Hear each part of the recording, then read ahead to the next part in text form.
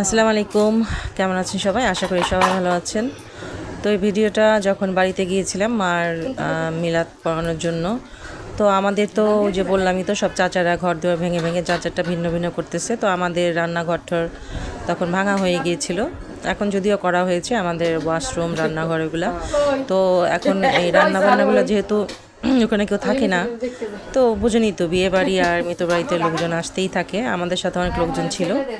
তো এদের তো খাওয়া দাওয়ার একটা ব্যবস্থা করতে হবে। তো কি করব, আমার চাচির যদিও তাদের মানে চাচিরা চলে গেছে আরেক বাসায়, তো তাদের রান্নাঘরটা ছিল। তো কাকি বলল যে আমার ঘর খালি পড়ে আছে রান্নাঘর, তোরা ওইখানেই সব কিছু কর। তো এখানে যে জোহরা বুয়া আছে,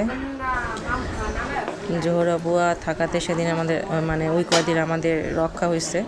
কারণ উনি যা করছে সেটা মানে কি বলবো আর, পুরা রান্নাবান্নার দায়িত্বটা উনিই রাখছে সকাল থেকে একদম রাত পর্যন্ত।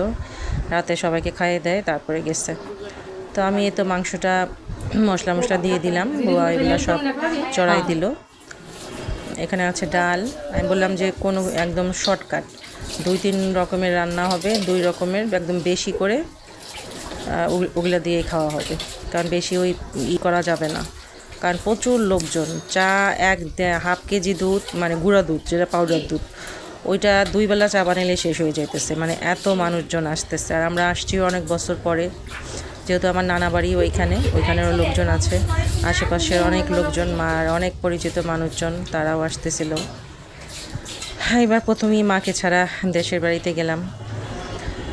তো চলে আসলাম। এই ভিতরে আমাদের যাওয়ার কথা, আব্বার একটা কাজ আছে, কিন্তু এত গরম পড়ছে ওই জন্য আব্বাও সাহস করতেছে না, আমিও না। আর আমাদের আল্লাহ ছেলে কোরবানি ঈদটা ওইখানে করার ইচ্ছা আছে। দুইটাই ভাবতেছিলাম যে এখন যাব নাকি আর কিছুদিন পরেই যাব।